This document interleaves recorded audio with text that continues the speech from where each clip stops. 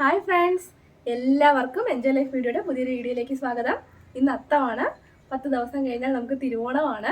അപ്പോൾ അതുകൊണ്ട് തന്നെ ഇന്നൊരു അത്തം സ്പെഷ്യൽ വ്ളോഗാണ്, അല്ലെങ്കിൽ ഒരു പാചക വീഡിയോ ആണ് നമ്മൾ ചെയ്യാൻ പോകുന്നത്.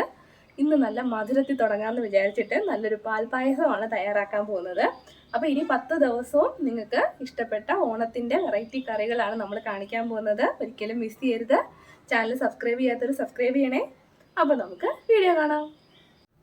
അപ്പോൾ നമ്മൾ പാൽപ്പായസം ചെയ്യാൻ പോവുകയാണ്. അതിനു വേണ്ടി നമ്മളൊരു പാത്രം എടുത്ത് വെക്കുക. നല്ല വൃത്തിയുള്ളൊരു പാത്രമായിരിക്കും എടുത്ത് വെക്കേണ്ടത്. പായസത്തിന് വേണ്ടി പ്രത്യേകം മാറ്റി വെച്ചിട്ടുള്ള പാത്രം ഉണ്ടെങ്കിൽ അങ്ങനെ ആയാലും മതി കേട്ടോ. അപ്പോൾ ഒരു പാത്രം വെച്ചിട്ട് നമുക്കതിലേക്ക് കുറച്ച് നെയ്യ് ഒഴിച്ചു കൊടുക്കാം. ഞാനിപ്പോൾ ഇതിലൊരു 2 സ്പൂൺ നിറക്കെടുക്കുന്നില്ല, എന്നാലൊരു 2 സ്പൂൺ നെയ്യ് ഒഴിച്ചു കൊടുക്കുന്നുണ്ട്. നെയ്യ് ഒന്ന് ഉരുകി കഴിഞ്ഞാൽ ഉടനെ നമുക്കതിലേക്ക് കുറച്ച് വെള്ളം ചേർത്ത് കൊടുക്കാം. ഏകദേശം ഒരു 2 കപ്പ് വെള്ളം. ഇനി ഈ വെള്ളം നന്നായിട്ടൊന്ന് തിളച്ച് വരണം. വെള്ളം നന്നായിട്ട് തിളച്ച് കഴിഞ്ഞാൽ പിന്നെ നമുക്കതിലേക്ക് പാല് ചേർത്ത് കൊടുക്കാം. ഞാൻ 1 ലിറ്റർ പാലാണ് എടുത്തിട്ടുള്ളത്.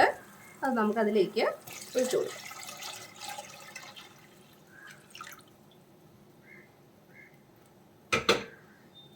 പാല് ചേർത്ത് നമ്മൾ നന്നായിട്ടൊന്ന് ഇളക്കി കൊടുക്കണം. കുറച്ച് നേരം ഇതൊന്ന് തിളച്ച് ഒന്ന് കുറുകി വരണം. നമ്മുടെ പാല് കുറുകി പകുതിയായിട്ടുണ്ട്. ഞാൻ കണ്ടോ, ആദ്യമേ ഇത്രയും പാലുണ്ടായിരുന്നു. അത് കുറുകി ഏകദേശം ഇപ്പോൾ 1/2 ലിറ്റർ, നമ്മൾ 1 ലിറ്ററല്ലേ എടുത്തേ, 1/2 ലിറ്ററോളം ആയിട്ടുണ്ട്.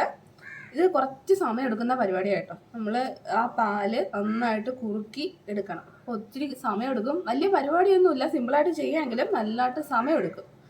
അപ്പം നമ്മൾ കുക്കറിൽ വെച്ചാലും അങ്ങനെ തന്നെയാണ് എടുക്കുന്നത്. നമ്മൾ ഏകദേശം 1 മണിക്കൂറെങ്കിലും ആ കുക്കർ വിസിൽ മാറ്റിയിട്ട് വെച്ചേക്കണം.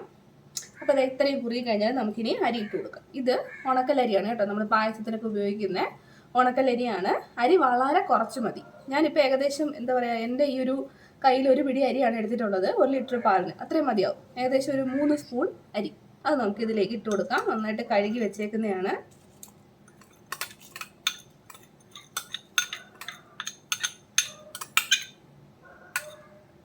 ഇനി ഈ അരി വേകാനായിട്ട് കുറച്ച് വെള്ളം കൂടി നമുക്ക് ഒഴിച്ചു കൊടുക്കാം.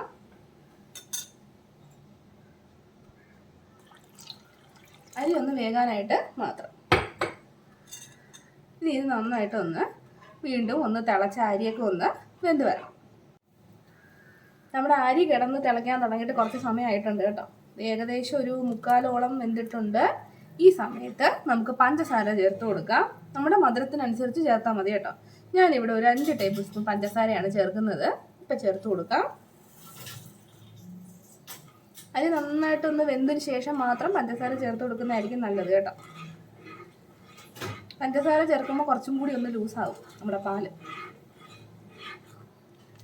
ഇപ്പോൾ പഞ്ചസാര നമ്മൾ ചേർത്ത് കൊടുത്തിട്ടുണ്ട്. കുറച്ച് നേരം കൂടി നമ്മളൊന്ന് തിളപ്പിക്കണം. ഇടയ്ക്കിടയ്ക്ക് ഒന്ന് ഇളക്കി കൊടുക്കണം കേട്ടോ, അല്ലെങ്കിൽ ഇത് അടി പിടിക്കുവേ. ഇങ്ങനെ ചെയ്യുമ്പോൾ നമ്മൾ നന്നായിട്ടൊന്ന് ഇളക്കി കൊടുക്കണം.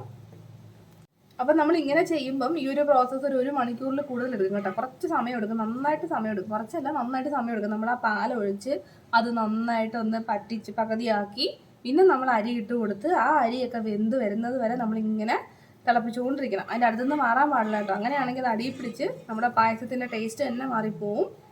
അടി പിടിക്കാതെ നമ്മൾ ഇടയ്ക്കിടയ്ക്ക് ഒന്ന് ഇളക്കി കൊടുത്ത് വേണം നമ്മുടെ പായസം തയ്യാറാക്കാനായിട്ട്. ദേ നോക്കേ, നമ്മുടെ പായസം നന്നായിട്ട് കുറുകി കൃത്യമായിട്ട് പരുവമായിട്ട് വന്നിട്ടുണ്ട്. നമ്മുടെ ക്ഷേത്രത്തിൽ നിന്നൊക്കെ കിട്ടുന്ന അതേ രീതിയിലുള്ള പാൽപ്പായസമായിട്ട് വന്നിട്ടുണ്ട്. അത് കണ്ടല്ലോ, നമ്മൾ ആദ്യമേ 1 ലിറ്റർ പാലും വെള്ളം കൂടെ ചേർത്ത് തിളപ്പിച്ച് അത് കുറുക്കി പകുതിയാക്കി പിന്നെ നമ്മൾ അരിയിട്ട് വേവിച്ചു, കുറച്ചുകൂടി വെള്ളം ഒഴിച്ചു, അവസാനം അതെല്ലാം കൂടെ കുറുകി നല്ല പരുവമായിട്ട് വന്നിട്ടുണ്ട്. ഈ ഒരു ടേസ്റ്റാണ് നമുക്ക് വേണ്ടത് കേട്ടോ. അരിയൊക്കെ നന്നായിട്ട് വെന്തിട്ടുണ്ട്. ഇനി നമുക്ക് ഫ്ലെയിം ഓഫ് ചെയ്യാം. ഇതിനകത്ത് നമ്മൾ അണ്ടിപ്പരിപ്പ്, മുന്തിരി, കിസ്മിസ്, ഏലക്ക ഇതൊന്നും നമ്മൾ ചേർക്കുന്നില്ല കേട്ടോ. കാരണം നമ്മൾ ആ നമ്മുടെ അമ്പലത്തിൽ നിന്ന് കിട്ടുന്ന അതേ ടേസ്റ്റ് തന്നെ ആവാൻ വേണ്ടിയിട്ടാണ്. നമ്മൾ കിസ്മിസ് ഒക്കെ ചേർത്ത് കഴിഞ്ഞാൽ അതിൻ്റെ ടേസ്റ്റേ മാറും. ഈ ഒരു രീതിയിലാണ് ഇത് കുടിക്കേണ്ടത്. വേണമെങ്കിൽ ഇതിൻ്റെ മുകളിൽ നമുക്ക് കുറച്ച് നെയ്യ് കൂടി ഒഴിച്ചു കൊടുക്കാം. ആവശ്യമില്ലെങ്കിൽ അത് സ്കിപ്പ് ചെയ്യും. ഞാനൊരല്പം നെയ്യ് ഇതിൻ്റെ മേളിൽ ഒഴിക്കുന്നുണ്ട്. ഒരല്പം മാത്രം.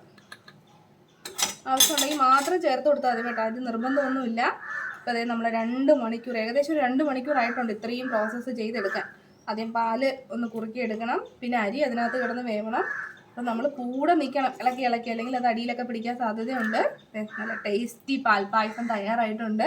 അപ്പോൾ പായസമൊക്കെ എല്ലാവരും കണ്ടല്ലോ, എല്ലാവർക്കും ഇഷ്ടപ്പെട്ട് കാണുമെന്ന് വിശ്വസിക്കുന്നു. നിങ്ങൾ വീട്ടിൽ എന്തായാലും ചെയ്ത് നോക്കാം കേട്ടോ. വളരെ ടേസ്റ്റിയാണ്. കുറച്ച് സമയം എടുക്കുമെന്നേ ഉള്ളൂ. എല്ലാവരും ചെയ്ത് നോക്കുക. നിങ്ങളുടെ അഭിപ്രായങ്ങൾ അറിയിക്കുക.